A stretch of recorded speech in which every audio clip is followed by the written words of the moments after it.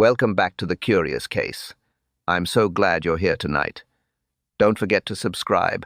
We bring you a brand new mystery every evening. Now, get comfortable, pour a warm cup of tea, and let's begin tonight's story. The rain had stopped just before dusk. The village roof still glistened, and the world smelled faintly of damp earth and roses. Inside Blackthorn Cottage, the lamps glowed soft and golden. Lady Bantry was already pouring tea when Miss Marple arrived, her umbrella neatly folded, her eyes quietly alert. "Perfect timing," said Lady Bantry. "The kettle's obedient tonight." Miss Marple smiled.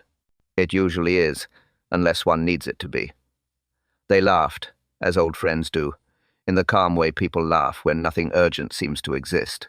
But there was a small tension beneath the comfort tonight, something unsaid.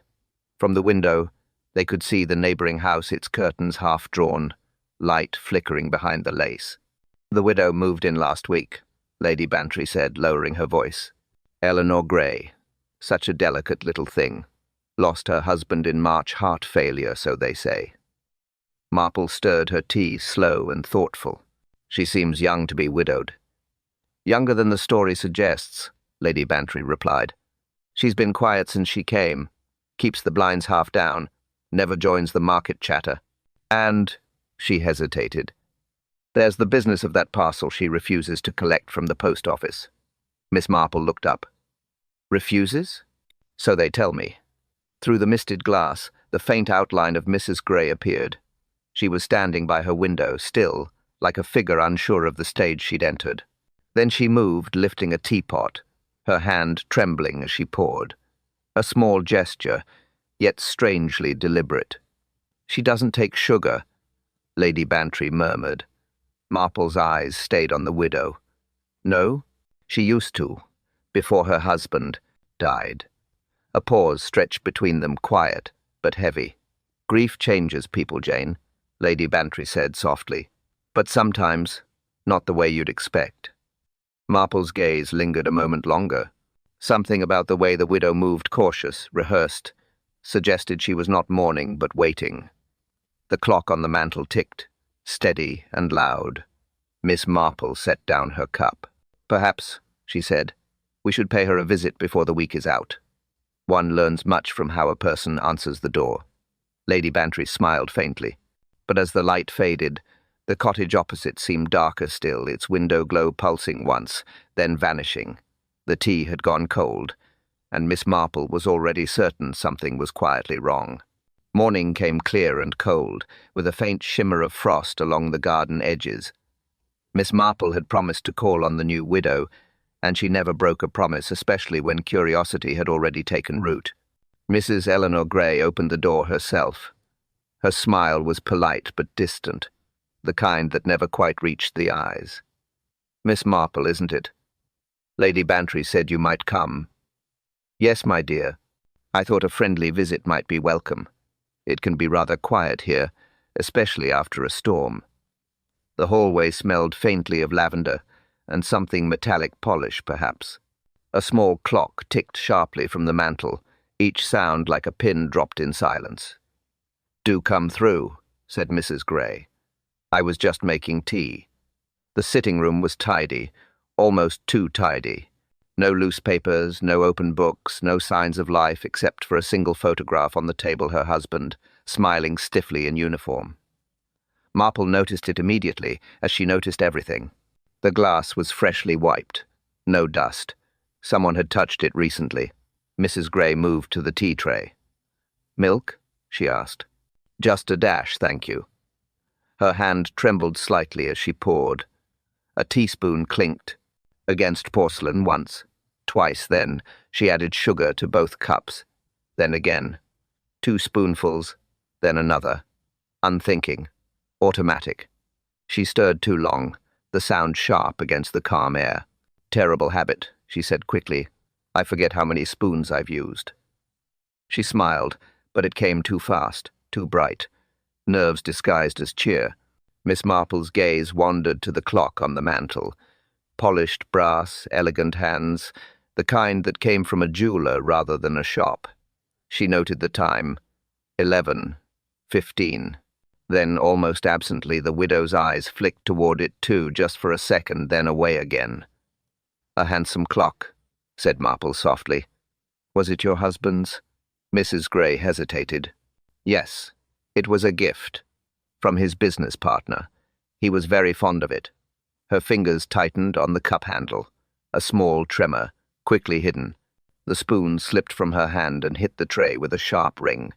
"Clumsy of me," she said, her voice too light. "It happens to everyone," Marple replied gently. But she was studying the woman's reflection in the teapot. Pale, drawn, eyes flicking again toward the clock. "Still keeps perfect time," Mrs. Gray added, forcing a smile. "He wound it every night." Marple nodded, sipping slowly. "Men do love things that obey them," she murmured. "Even after they stop. Mrs." Gray looked puzzled for a moment, then changed the subject to the garden, the weather, anything else. But Miss Marple had already seen what she needed. The double sugar, the trembling hand, the fear of a clock that marked more than hours. When she left the cottage, the air outside felt colder. She glanced once more through the window. The widow stood motionless beside the clock, her hand hovering near its face as though deciding whether to stop it or wind it again. Something about that hesitation made Marple certain. The clock mattered, and someone wished it didn't. The knock came just as Lady Bantry was setting out her embroidery. 3 sharp raps, neither timid nor urgent, followed by the scrape of boots on the mat. Outside, a young telegraph boy stood in his cap, cheeks red from the wind. "Telegram for Mr. Gray," he said, holding out the yellow envelope. Lady Bantry blinked. "Mr. Gray? My dear boy, he's been dead these 6 months." The boy looked uneasy. "I was told this was the right address, ma'am. It says Blackthorn Cottage, plain as day." Miss Marple, who had been visiting again that morning, reached forward gently. "Best to take it inside, Dolly. It may explain itself." They closed the door, the envelope between them like a secret. The handwriting on the front was neat but unfamiliar, firm strokes, deliberate spacing. Marple noticed the postmark. London. 2 days old.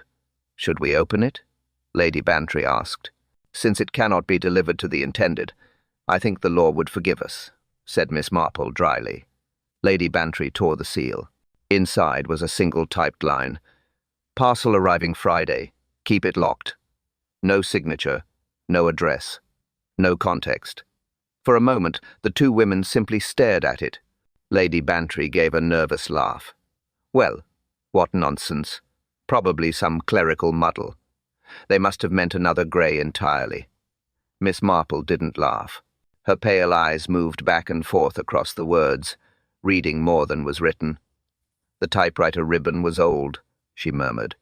"See how the letters fade unevenly. An office machine, perhaps, but not from here. Really, Jane, you can't build mysteries out of smudges," Lady Bantry said, pouring herself another cup of tea. "The dead can't receive telegrams."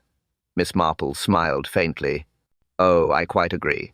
Which is precisely why someone has gone to the trouble of sending one."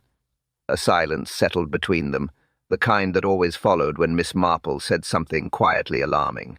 Outside, the church clock chimed noon, slow, deliberate, echoing across the lane. Mrs. Gray's curtains were still drawn. "She hasn't come out all morning," Lady Bantry said. "Perhaps she's unwell." "Perhaps," Marple murmured, but her mind was already moving. A parcel due Friday. A warning or an instruction? And who exactly was meant to keep it locked? The wind rattled the window panes. Lady Bantry folded the telegram, tucked it back into its envelope, and placed it beside the teapot. "Best forget it," she said briskly. "We'll have it sent back." But Miss Marple's gaze lingered on it, her thoughts far from tea and comfort. "The dead seldom receive mail, Dolly," she said softly, "unless someone wants them to." She rose, fastening her coat. "I think," she added, "I might pay another visit to the widow. There are times when letters for the departed tell us rather a lot about the living." And with that, she stepped into the cold air, leaving Lady Bantry staring after her and the telegram lying on the table, its warning still uncomfortably alive. The next morning was bright but cold. the kind of day that made the air seem sharper than glass. Miss Marple walked the short path to Blackthorn Cottage, a small bouquet of pink carnations in her hand.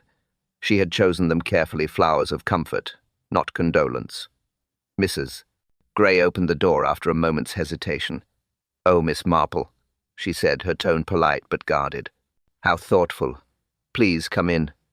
"Just a few blooms from my garden," Marple said kindly. "I always think fresh flowers help a house breathe." The sitting room looked much as before, neat, polished, still smelling faintly of lavender. Yet, to trained eyes, neatness could speak as loudly as chaos. Miss Marple placed the flowers in a small vase on the side table and glanced around gently, like someone admiring the decor. A writing desk stood by the window. Its surface gleamed too, perfectly. Not a trace of dust, yet an inkpot sat open, half full, with a small smear of black across the lip. The pen beside it was damp at the nib. Marple leaned closer, smiling as though admiring the craftsmanship. "You do write letters, I see. That's a vanishing art these days."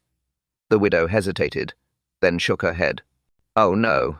I was just sorting old papers. My husband's things." "Ah, of course," Marple said softly, her gaze flicking toward the top drawer.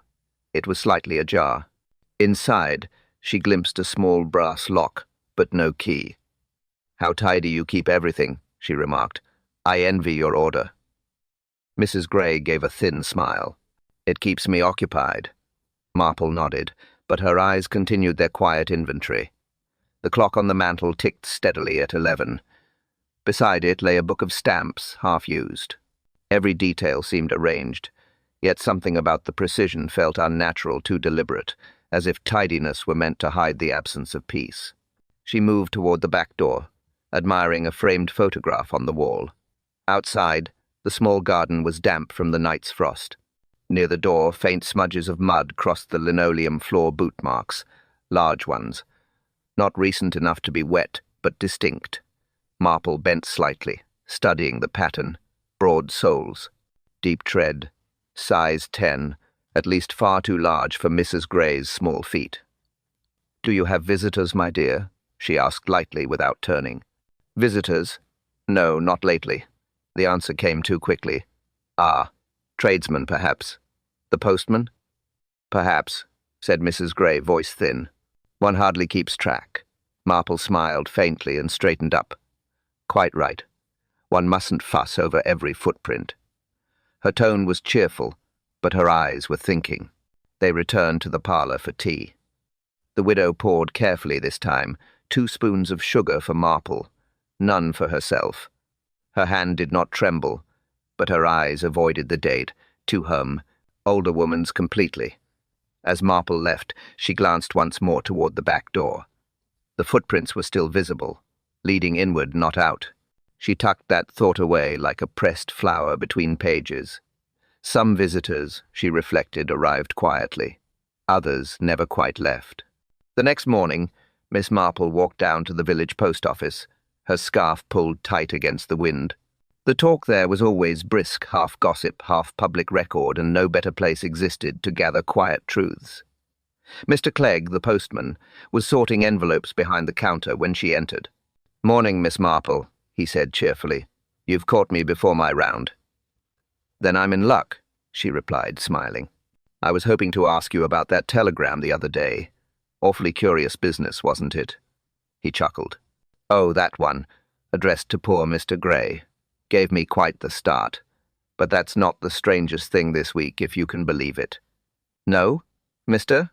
Clegg lowered his voice, clearly pleased to have an audience.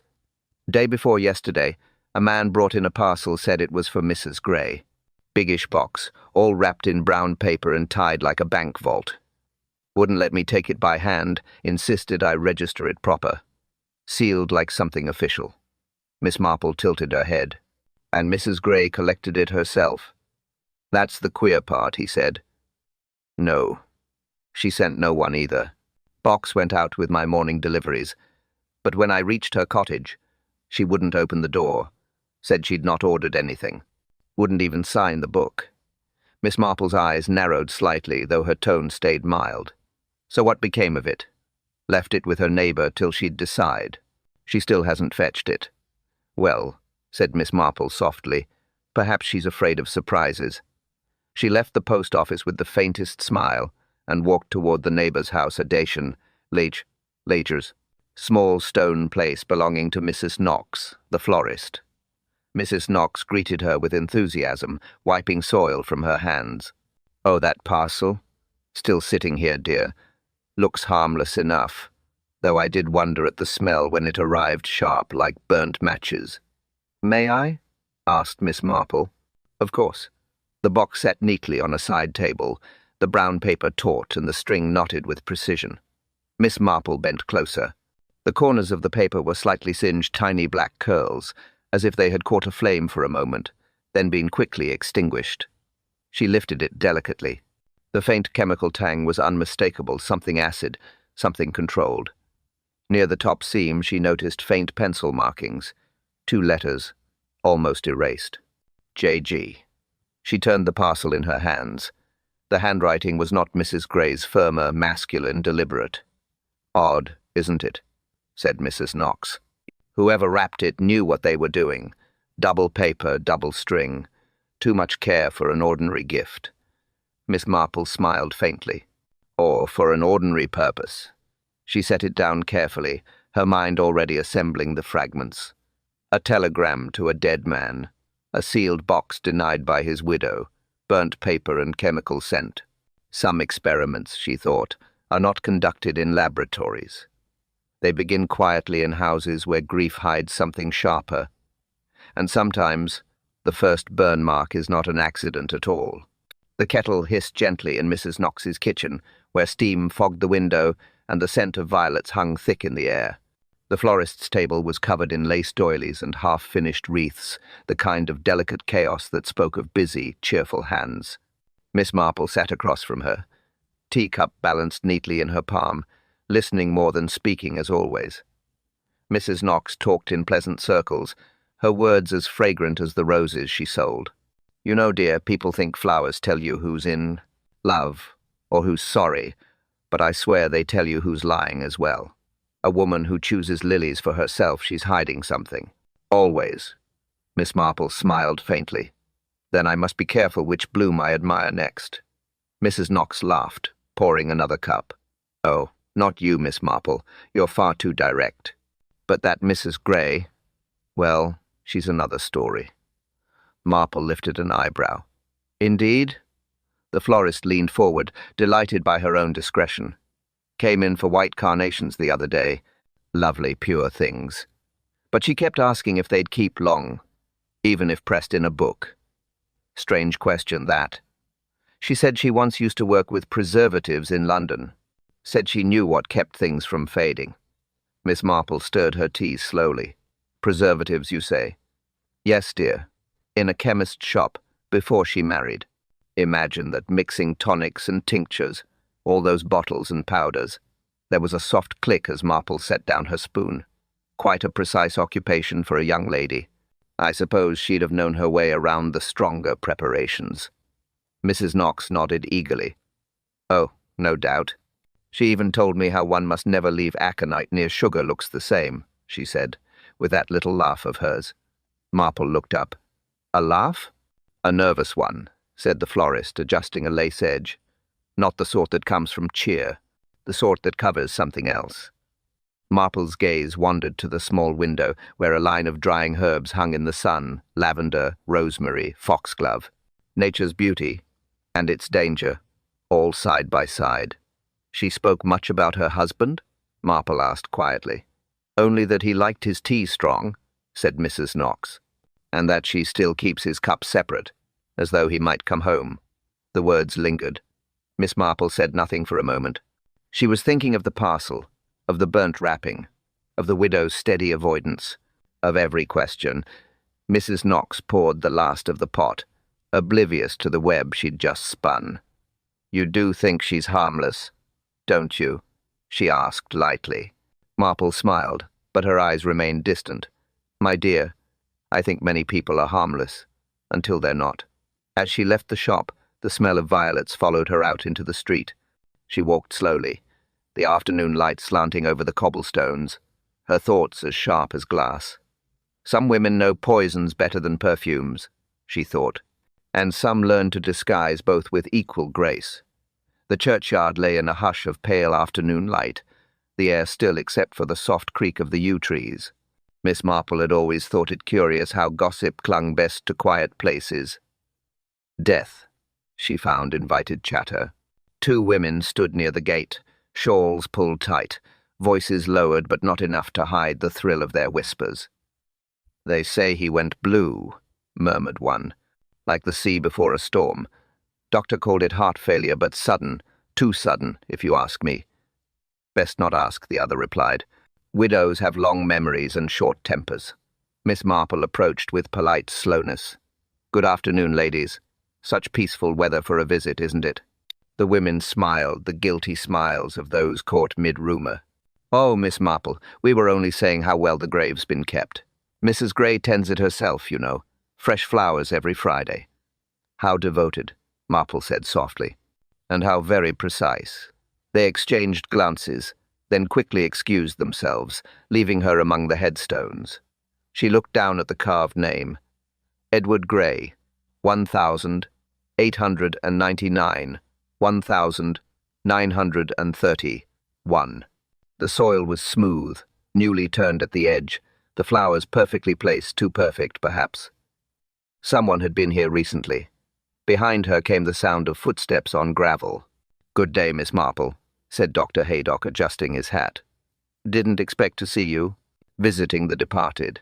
"Oh, I find they're often more truthful than the living," she replied, smiling faintly. He chuckled. "You've the right of it there. Poor chap, Mr. Gray." His heart gave out. Clean and simple. "Still troubles me how quickly it came on, though." "How quickly?" she asked. "Sat down after supper, complained of tightness in the chest, and by the time the maid fetched me, well, it was over. Bit of cyanosis, slight discoloration of the lips. Textbook failure, really. Could have been shock or indigestion. Or perhaps," she said, "something in the tea." The doctor frowned. "Tea? Why do you say that?"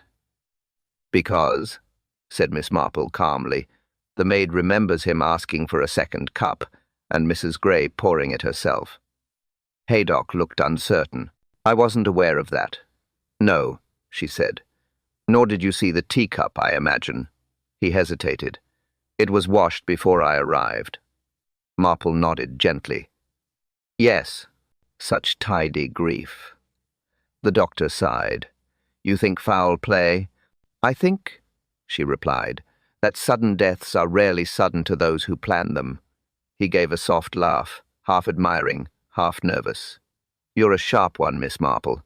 "Always were." "Not sharp, Doctor. Simply observant." They stood a moment longer, the shadows of the headstones stretching long across the grass. A bell rang in the distance, slow and solemn. As she turned to go, her eyes rested once more on the name carved in stone. She poured him one last cup. She murmured quietly, and then buried the truth with him. And, as the wind brushed through the yew branches, it almost sounded like the dead were whispering in agreement. Night had folded itself over the village, still and heavy, when the sound of slow footsteps drifted up the lane. Lady Bantry's maid, Clara, had been closing the shutters at the front of the house when she saw him, a tall figure standing in the road, half in shadow, half in moonlight. He didn't move at first, just stood there, facing Blackthorn Cottage. Long coat, hat pulled low. The kind of man who doesn't want to be seen but expects to be noticed. Clara held her breath, peering through the curtain slit. The man crossed the lane, paused at Mrs. Gray's gate, and bent down. His hand slipped something into the flower bed by the post. Then, without hurry, he turned and walked away into the darkness. By morning, word of it had reached Lady Bantry, who wasted no time sending for Miss Marple. They stood now at the garden wall, the air damp and cool, both women looking toward the cottage. "She swears she saw him," Lady Bantry said. "Tall as a lamp-post and dressed like he'd walked out of a fog." "Did she see his face?" "No." He turned away too quickly. Marple's gaze moved to the gatepost. The flower bed beneath it looked disturbed, the soil freshly pressed, a trace of footprints along the edge. She crouched, careful not to disturb the pattern. Something metallic glinted faintly in the morning light. "There," she murmured. She brushed the soil aside with her gloved hand. A small silver key emerged, tarnished, but fine quality. On its stem, faint letters were stamped. BLC. Blackthorn Loan Company, Lady Bantry said at once. "My husband had dealings with them once. Very particular people." Marple turned the key between her fingers. "Indeed. A loan company, yes, but also the sort that keeps its own records and its own secrets." She slipped it into her handkerchief. "Curious thing to leave in a widow's garden." "Perhaps it dropped," Lady Bantry suggested. "Perhaps," said Marple quietly. "But one rarely drops things at gates. One places them." Across the lane the cottage curtains were still drawn. No movement, no sound. The widow hadn't appeared since morning light. Lady Bantry frowned. "You think she's involved?" "I think," said Miss Marple, "that debt is not always financial. Some people owe silence, others reputation." They walked slowly back toward the path, the gravel crunching underfoot. Marple's eyes returned to the ground again and again. The prints were large, same deep tread she'd noticed by the back door 2 days before. Same man. She stopped at the hedge and looked back once more at the gate. A key left behind. A message delivered without words. "Whoever he was," Lady Bantry said softly, "he'll be back." Marple nodded. "Yes, when a man leaves something behind, he usually intends to return for it." And as they turned away, the silver key caught the sun one last time, flashing like a signal no one yet understood.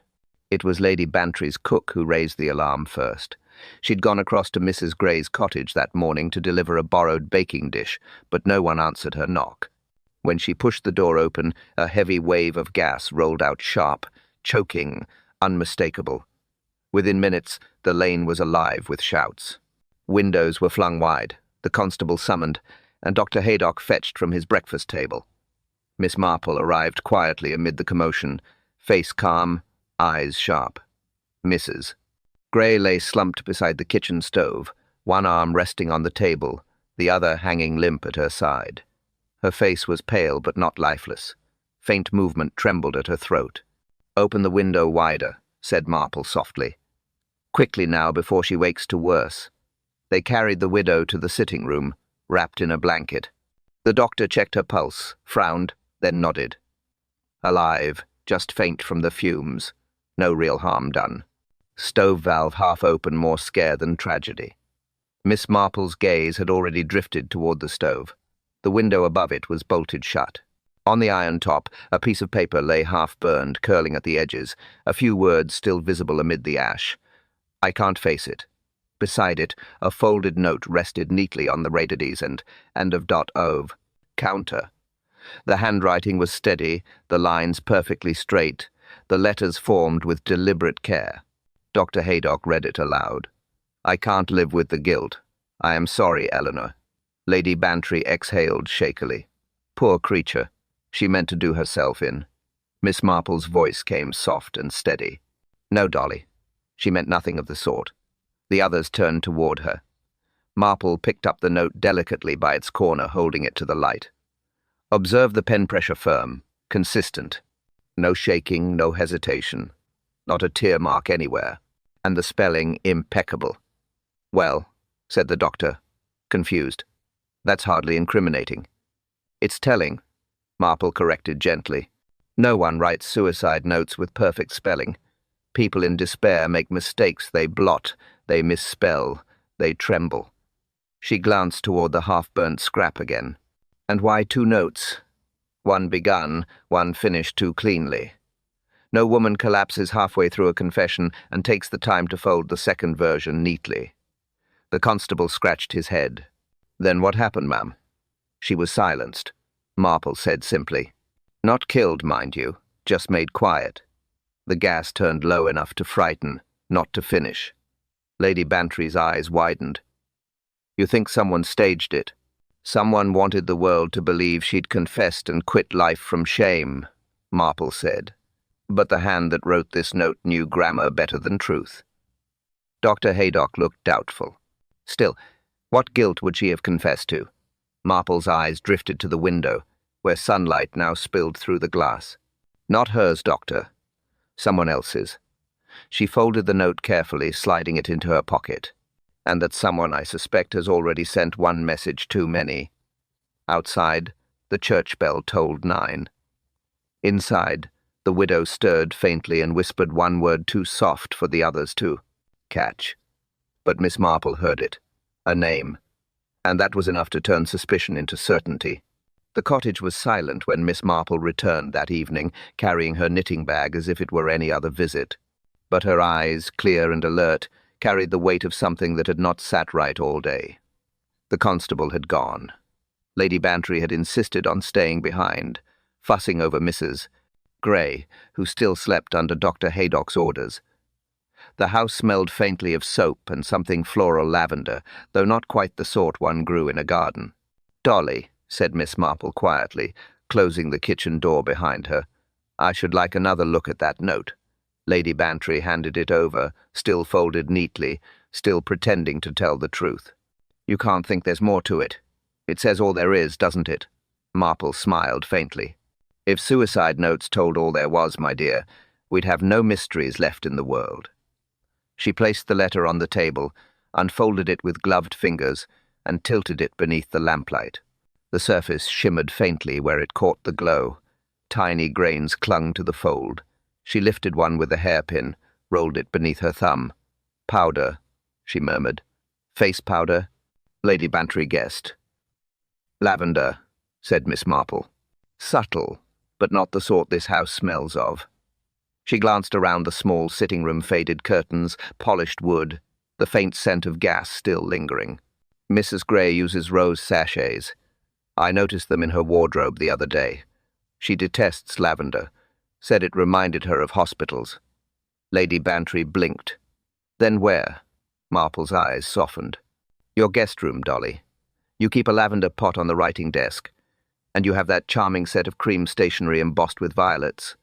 The same deckled edge as this." Lady Bantry gasped. "But Jane, you don't mean someone took paper from my house?"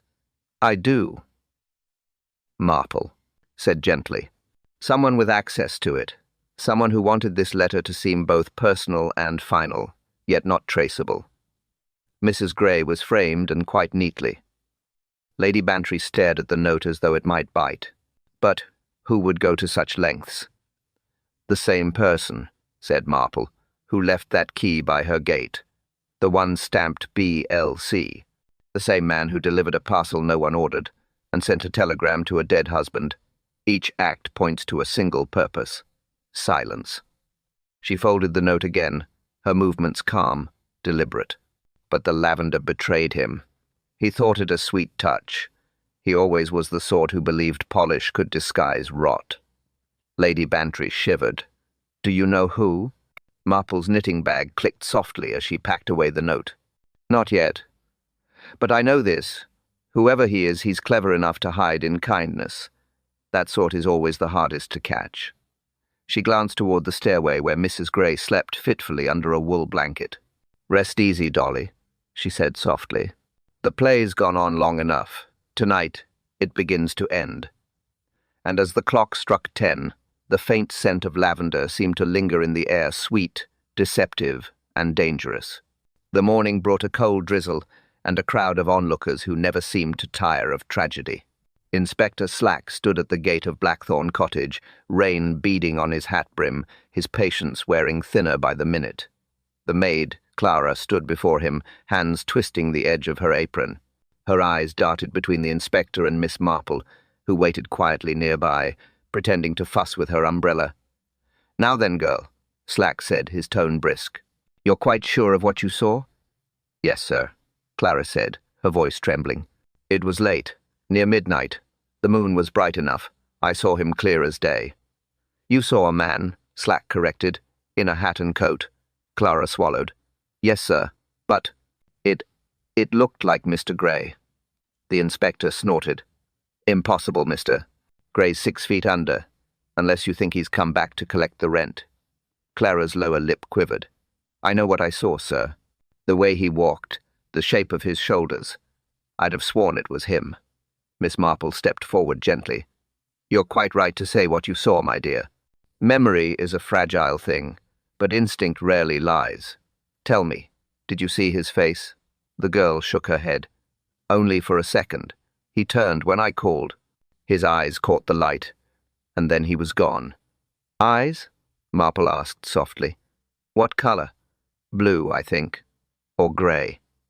Slack sighed, flipping open his notebook. "That narrows it down to half the county." But Miss Marple wasn't listening. Her eyes had wandered to the small table by the window where the constable had placed the evidence. The folded telegram, the burned note, and a sheet of scrap paper taken from the widow's desk. "Inspector," she said mildly, "might I trouble you for a look at those?" He gave her a skeptical glance but nodded. "Go on then. I suppose you'll see something I've missed, as usual." Marple lifted the telegram first, her gloved fingers steady. The message, "Parcel arriving Friday. Keep it locked," looked as impersonal as before. Then she laid it beside the supposed suicide note. The handwriting was identical, not merely similar, but perfectly matched. Same slant, same spacing, same tiny flourish on the letter R. "Curious," she murmured. Slack frowned. "Typed one, written the other. What's curious?" "The envelopes, Inspector. Both addressed in ink, the same hand. The dead didn't write it." Lady Bantry, standing near the hearth, looked startled. "Then who did?" Marple's eyes moved to the fireplace mantel where Mr. Gray's photograph still stood, smiling stiffly behind glass. Someone who knew his hand well enough to copy it. Someone who wanted his ghost to keep sending messages. Slack rubbed his jaw. "A forgery, then?" "A very careful one," said Marple. "But forgeries are an art of memory, and no one remembers another's hand perfectly, unless they've practiced it." Clara's eyes widened. "His banker," she whispered. "Mr. Larch, he used to sign things for him when he was ill." Miss Marple gave the faintest nod. "Exactly so. The dead didn't write it, Inspector. But someone who knew his hand did." Outside, the rain kept falling quiet, steady, washing away everything except the truth. The afternoon light slanted low through the cottage windows, dull and yellow. The air still carried a trace of gas from the morning's confusion and the faint scent of lavender that Miss Marple no longer trusted. The widow was resting upstairs, watched over by Lady Bantry. Inspector Slack had gone to fetch a statement form. That left Marple alone in the sitting room precisely as she wished. She moved with quiet purpose, eyes taking in every corner. The writing desk, polished and prim as ever, seemed to almost invite her attention. The drawers were neatly arranged, too neatly, as if someone had cleaned panic into order. Marple eased the top drawer open. Inside lay the usual clutter of a household receipts, letters, a half-used ribbon, and at the back, a small envelope sealed with red wax. Unbroken. No address. No mark. Her brow lifted. She held it to the light. The seal was firm, but the paper beneath was slightly crumpled-handled, but not opened. A person meaning to hide something often left it in plain sight. She broke the seal gently. Inside was a single slip, a pawn ticket.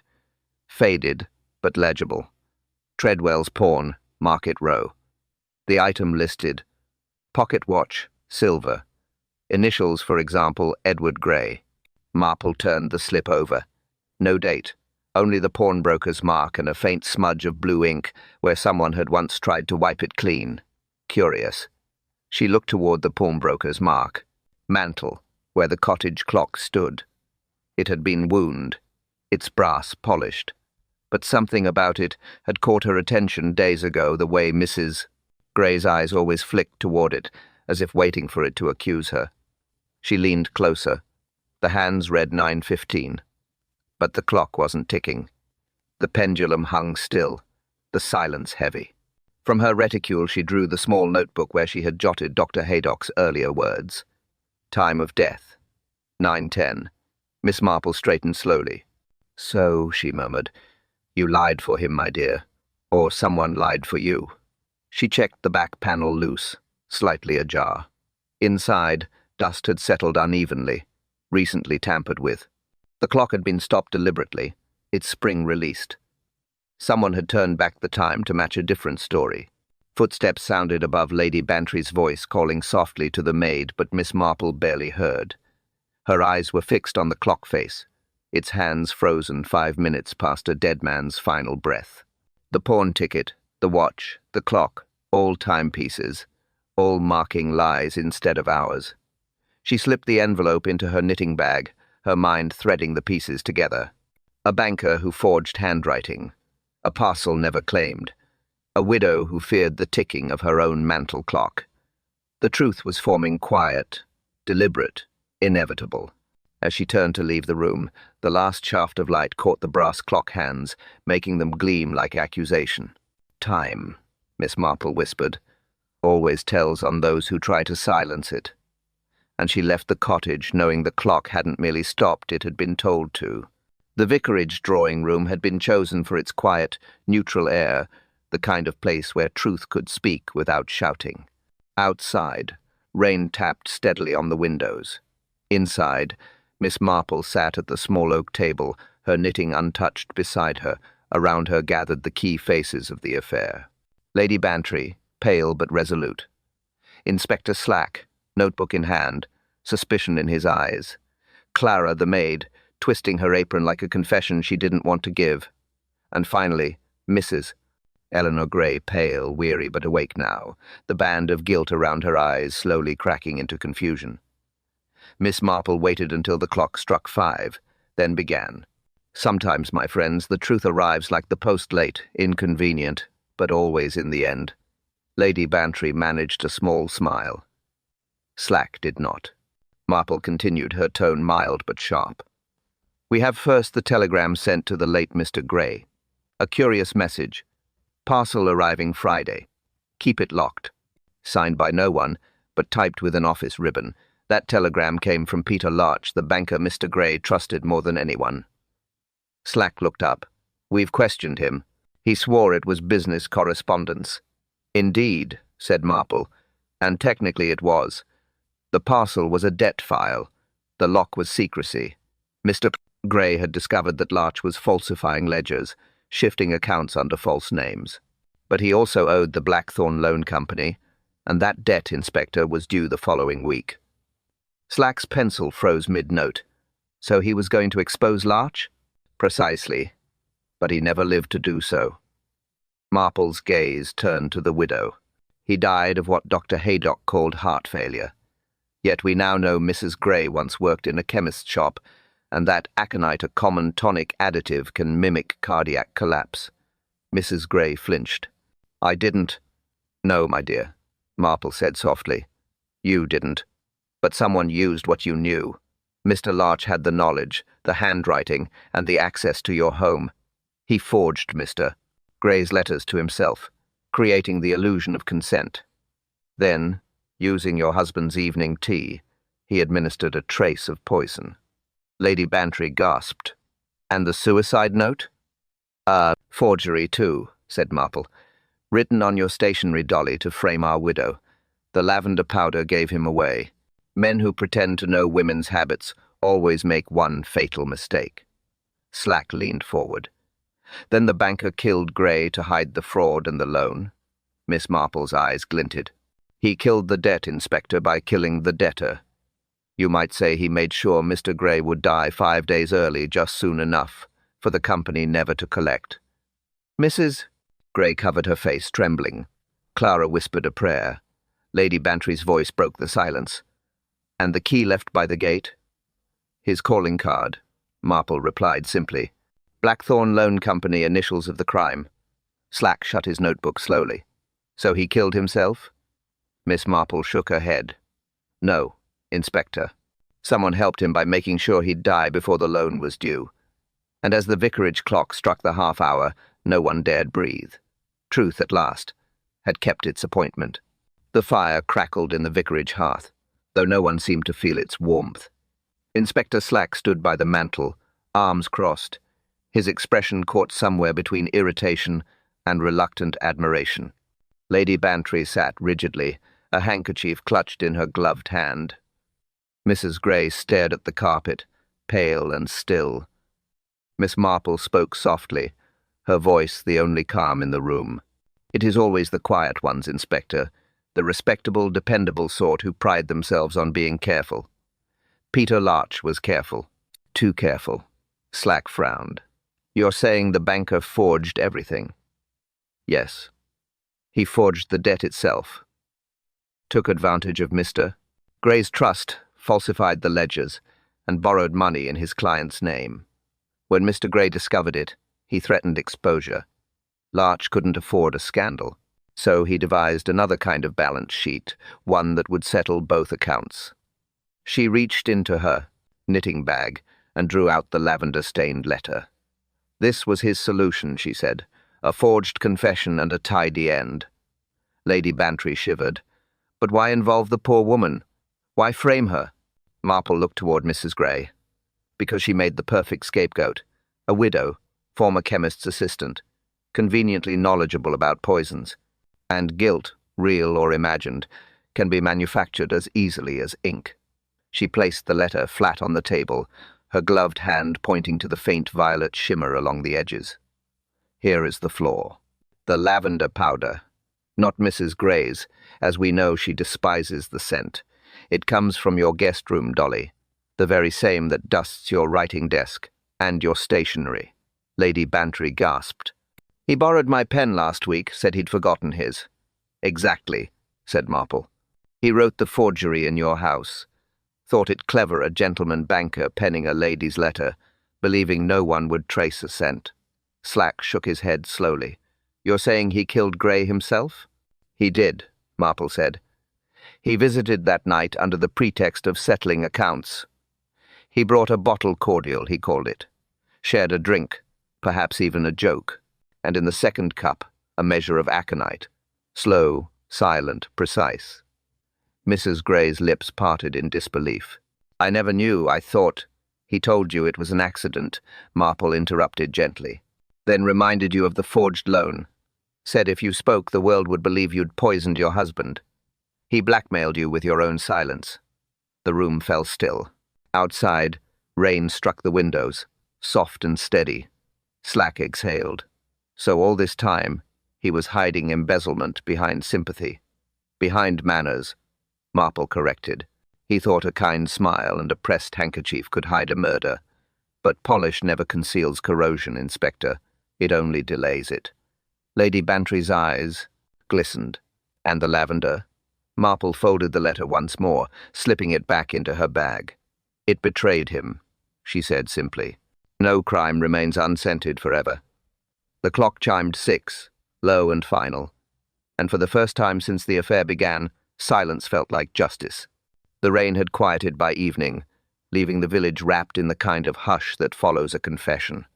The lamps in the vicarage burned low, and the air smelled faintly of soot and damp wool. 2 misses. Gray sat near the fire, hands clasped tight in her lap, eyes fixed on the flames as if they might show her what came next. Miss Marple sat opposite, knitting half-forgotten in her lap. Between them, silence rested not heavy, but thoughtful. "It feels unreal," Mrs. Gray whispered at last. "To know he's gone. To know it wasn't my fault. I keep thinking I'll wake up and he'll still be there reading the paper, asking for sugar in his tea." Marple looked up, her eyes soft. "You were very brave, my dear. Few women could have borne such fear in silence." Mrs. Gray's voice trembled. "He said I'd be blamed, that no one would believe me, and I did believe him. Every word. Fear," Marple said quietly, "is the oldest form of control. Mr. Larch counted on that. But fear fades faster than truth. It always does. Mrs. Gray turned toward her, tears catching in the firelight. "You saw it all, didn't you?" Marple shook her head gently. "No, my dear. I only listened to what guilt sounds like." The widow frowned faintly. "Guilt. It has a rhythm," said Marple, her tone almost tender. "Some people speak quickly to hide it. Others too slowly, as if weighing every word. Mr. Larch spoke like a man trying to balance 2 columns in his head, loss and gain, risk and reward. He forgot that conscience doesn't follow arithmetic." Mrs. Gray's hands trembled. "He made me feel small. Marple smiled, the faintest upturn of wisdom. Evil often does. It needs us to believe we're smaller than it is. The clock on the mantel ticked softly between them. Lady Bantry had gone home, and Inspector Slack had taken the evidence away. Only the two women remained, the one who had lost everything and the one who had quietly restored order. After a while, Marple rose and placed another log on the fire. He took your husband's life, yes, but not yours. He cost you peace, but not your soul. Mrs. Gray wiped her eyes. Will they hang him? Justice will manage him, said Marple. But I dare say conscience will finish the work long before the rope does. They sat a little longer in the soft glow. The flames fluttered low, throwing gentle shadows on the walls, shadows that looked almost like the closing of a chapter.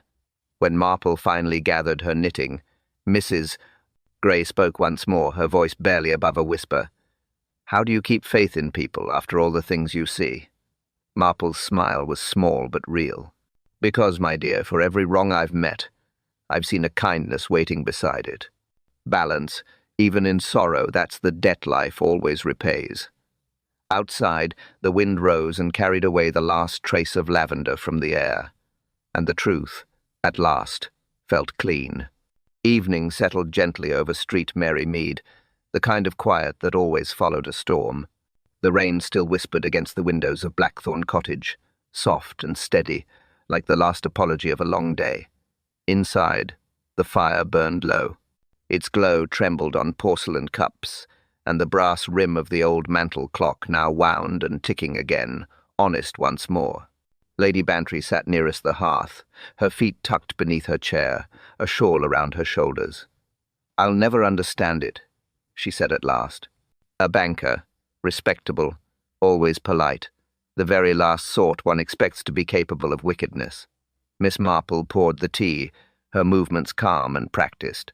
My dear, Dolly, she said, respectability is often a disguise, one worn so long that the wearer begins to believe it themselves. Lady Bantry accepted her cup with a sigh. Still, it chills one, doesn't it? To think such deceit was happening just across the lane. All those evenings we waved to him from our garden gates. Marple stirred her tea gently. People hide their true selves in the smallest gestures. A polite smile can be as much a mask as a locked door. Mrs. Gray sat quietly by the window, wrapped in a blanket, eyes on the rain. Her face no longer carried the drawn tightness of fear. She looked tired, but free. Lady Bantry's voice softened. Will she be all right, do you think? Oh, yes, said Marple. She'll begin again. Grief has a way of remaking people, not into what they were, but into what they might yet be. The widow turned slightly at that, offering a faint smile. I think I shall plant roses come spring, she said. He liked roses. Marple nodded. Then do. The living must give the dead something lovely to rest beside. They sat in companionable silence for a time, the fire popping softly, the cups clinking in quiet rhythm. Outside, the lane glistened under the lamplight, washed clean. Even the yews by the churchyard looked less accusing in the rain. Lady Bantry reached for another biscuit. Do you know, Jane, she said, sometimes I think the world's growing worse by the year. Every story one hears greed, cruelty, betrayal. One wonders if decency's gone quite out of fashion. Marple looked into a cup, then up at her friend with that small, knowing smile. The world's wicked, yes, she said softly, and yet it still brews decent tea. Lady Bantry laughed, a little through her sigh. Trust you to find comfort in a teapot. My dear, said Marple, one must find comfort where it will sit still long enough to be poured. The clock ticked steadily between them, no longer a panned liar but a witness restored. The widow's eyes closed, the fire settled low, and the scent of rain drifted through the open crack of the window, clean, forgiven, final. Miss Marple folded her hands in her lap, eyes half on the flame, half on memory. Another wrong righted. Another evening made peaceful. And as the night drew in, the village returned to itself quiet, watchful, and just a little wiser. Thank you for joining us for the case of the Vanishing Bride, a Miss Marple mystery. Another quiet evening in Street Mary Mead. Another secret uncovered by a woman who sees what others overlook. If you've stayed with us until now, take a moment to breathe in the calm again, the sound of rain, the soft tick of a clock, the comfort of a mystery neatly solved. These stories aren't just about crime. They're about the quiet corners of human nature where pride, fear, and love often hide under the same polite smile. Miss Marple always said evil rarely announces itself. It usually pours the tea and asks how you take it. And tonight, she was right once more. So, tell me, which clue revealed it for you first? Was it the telegram to a dead man? The sealed parcel with its faint chemical smell? Or the lavender powder that betrayed a gentleman's lie? Share your theory in the comments. I always love hearing how early you spotted the truth. Your insights turn every mystery into a conversation, every episode into a village of listeners who notice what others miss. And if this story lingered with you, if you found yourself glancing at your own clock or second-guessing a polite smile, then perhaps you understand Miss Marple's wisdom, that truth, however quiet, always keeps time. If you'd like more mysteries like this one, make sure you're subscribed and the bell is on. A new story arrives each week, new clues, new crimes, the same calm unraveling beneath the teacup steam. Until next time, dear listener, may your evening stay peaceful, your tea stay warm, and your mind stay just curious enough to see what others don't. Because in Miss Marple's world, calm is never the absence of secrets. It's simply the pause before someone notices them. Until our next mystery, may truth cool slower than tea.